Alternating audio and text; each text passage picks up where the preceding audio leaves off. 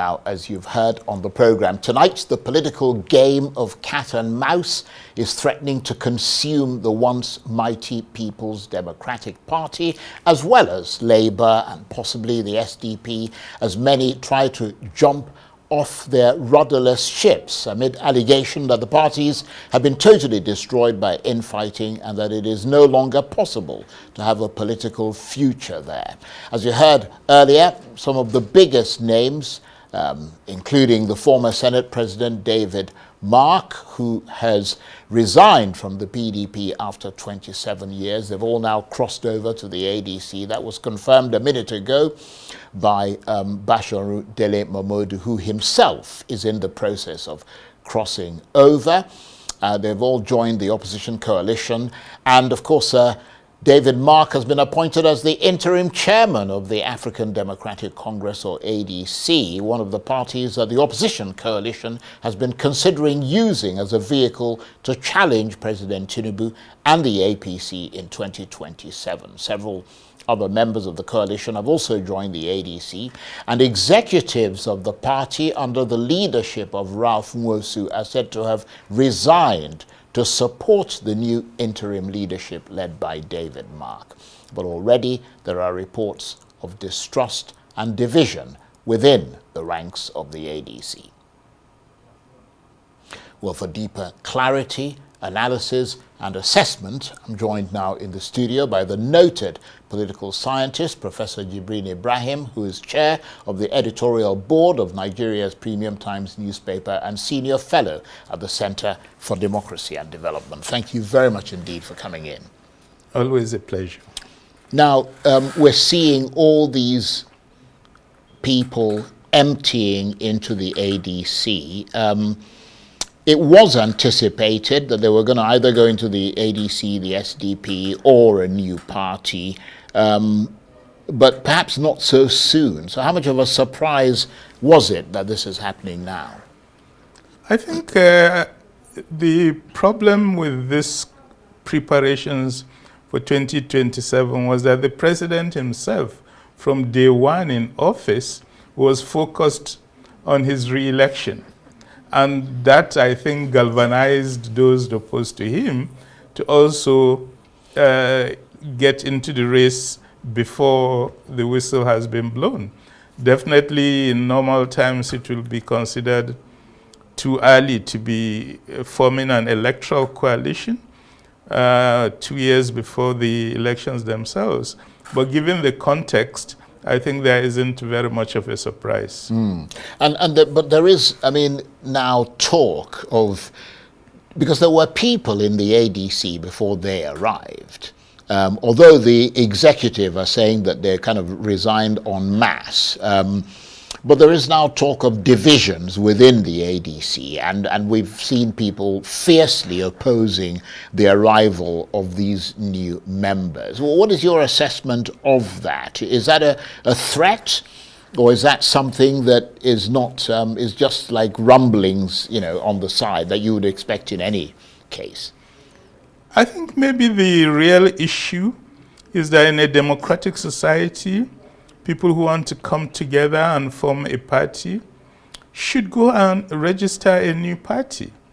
We do know that they have tried to register a new party, and there have been some blockages along the way, and therefore they are constrained, as it were, to negotiate with an existing party. Well, they're claiming that it was all part of a smoke screen. They said that the intensity of opposition from the ruling APC was so much that whenever they tried to have meetings, there would always be attempts to stop the meeting from taking place. They would say, you can't hire this place. Suddenly the people who they discussed would say, you know, the place is no longer available, all kinds of things. And therefore, in order to remove, if you like, the, you know, themselves from the all-probing eye of the APC, they put out smoke screens, but they'd been negotiating with the ADC for 18 months. Well, yeah, that's the path they were obliged to follow, and the risk with that type of path is that you could always have problems with certain people who are originally leading the affairs of that party.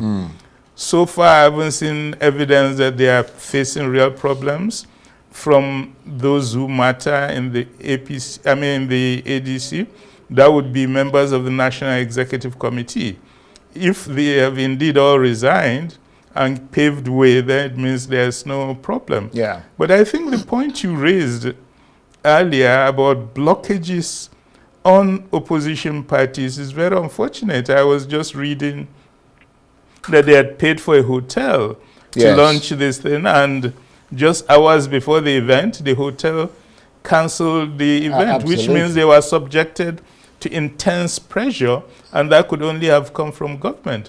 I think it is a very dangerous game to try to stop the opposition from operating, because it means what you are doing is closing the doors of democracy. Absolutely. And people who have had access to power precisely because the doors of democracy are open should be very careful in closing the door to others. That's a very good point. But just looking at the ADC a bit more kind of forensically, I mean, I'm reading something here that somebody sent to me, The Guardian of 2018, saying that former President Olusegun Obasanjo's coalition adopts the ADC, the same ADC, to attempt to unseat Buhari in 2019. I mean,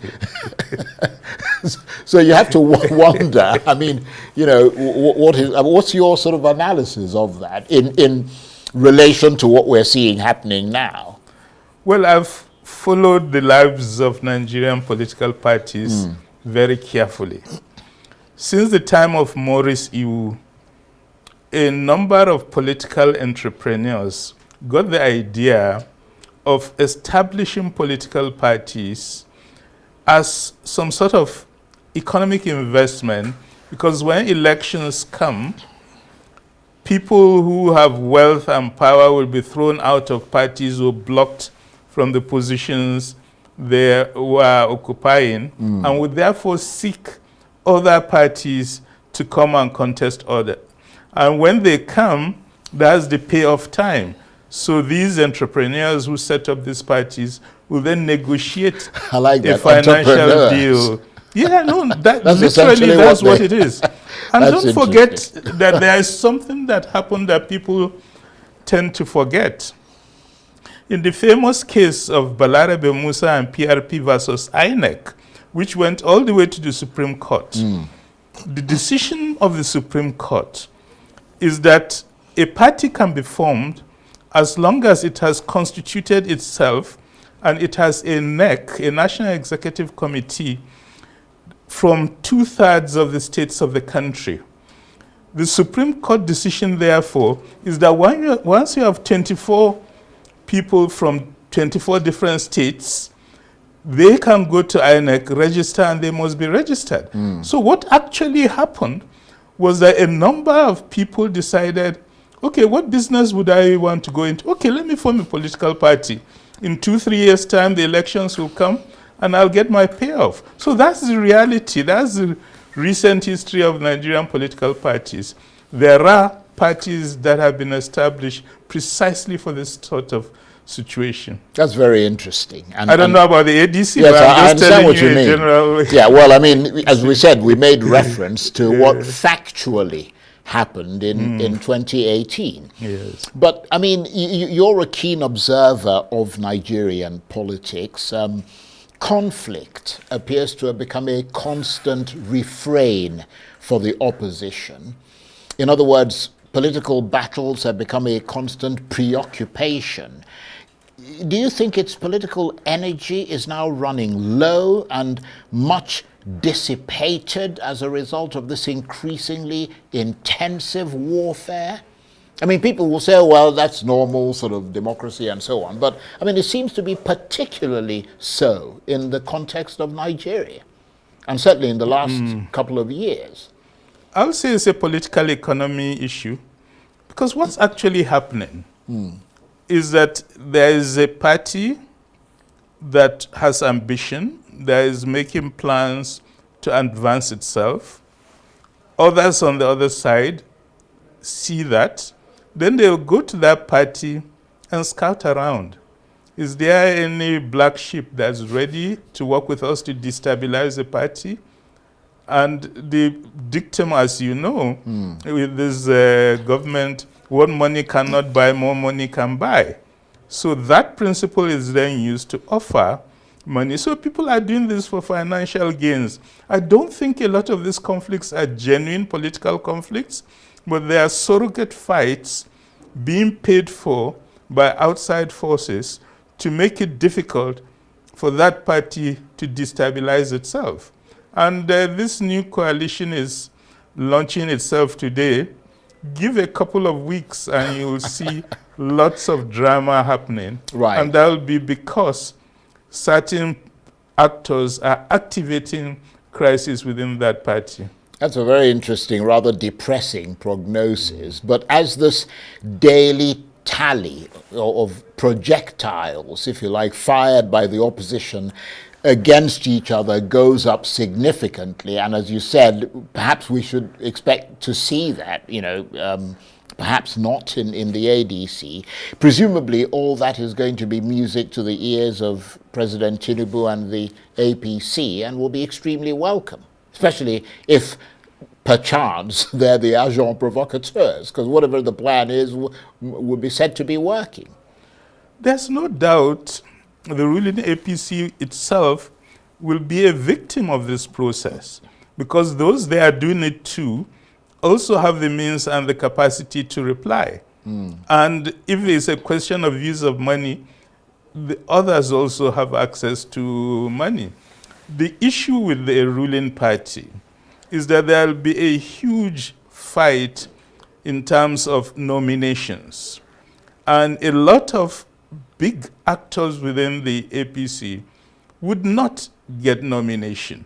Already, as they are inviting others to come in, they are closing doors to others within the party, which means there will be a significant level of friction, fights, and factionalism within the APC itself. It's not going to be immune to it. The reality is that as we have shifted away from political parties that are issue-based, that have an ideological platform, into simply platforms for seeking power, whether or not you believe in anything, then the question of these fights for position becomes an inherent nature of politicking within the system itself. But looking at the ADC, and all the people, the big wigs who are there today, one could make that same argument, that it's going to be a fight for positions there as well. Absolutely. It's going to be the same thing, because already we know 3 or 4 of the people in this coalition all want to be president. Indeed. And that therefore, the basis on which they are entering is that they will come out as the candidate of the party.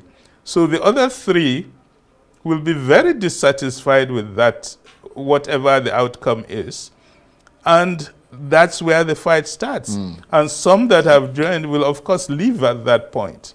So already, people who have joined this coalition are already negotiating with other parties. If it doesn't work for me here, please reserve a place for me. I'll come back to this other formation. That's the unfortunate way in which our political parties function. But are you seeing that as being more intense this time around, or is that almost customary going back? Are we seeing, because I'm wondering what, as a result of this very interesting analysis that you're giving us, what we can expect come 2027. Is it going to be more chaotic and more sort of, daggers drawn sort of thing? No, I think, first of all, don't forget the lesson of the last election, that the 3 leading presidential candidates were very close to each other in their numbers. Indeed. And that therefore, you have Tinubu on the one side who wants to be re-elected, and you have 2 others, Atiku and Peter Obi, who had a very good showing last time. There are also others who have had ambitions and who feel maybe the time for them has come.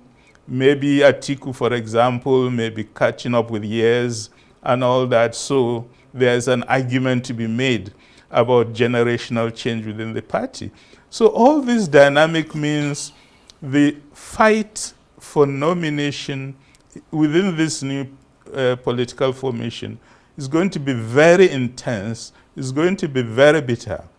And the capacity of that new coalition to survive will depend on its capacity to be able to calm that fight down, right, and to be able to maybe make an argument about the higher interests of the nation rather than of the candidates themselves. And that's the argument they're making now, but that's because the fight hasn't actually started It hasn't started. So in short, progress towards forming a unified front against the APC ahead of 2027 is still a slow, grinding, glacial process. Is that a fair assessment?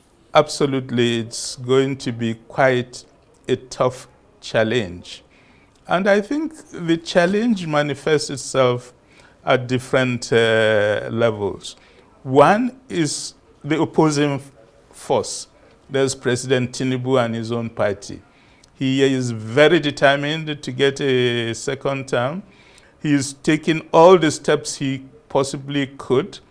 The war chest he's going to deploy will be massive. So that means the intensity of that struggle will be tough. The second issue is that given the context of what's happening to the Electoral Commission, to the judiciary, state power will be deployed against the opposition, and therefore they know they have a tougher fight. The third issue is precisely because they know there is state power deployed against them as well as financial resources. Their own determination for a change will be even greater, and therefore the intensity of the fight is going to be incredible. Very interesting. As promised, we expected deeper clarity of analysis and assessment, and we got it. Thank you very much indeed. Professor Jibrin Ibrahim, as you can see, is a noted political scientist, chair of the editorial board of Nigeria's Premium Times newspaper, and senior fellow at the Center for Democracy and Development. Thank you very much indeed. Good to see you. Thank you. That's it for this edition of Arise Prime Time. Join us again tomorrow. From me and the entire team here in Abuja, bye-bye and thank you for watching.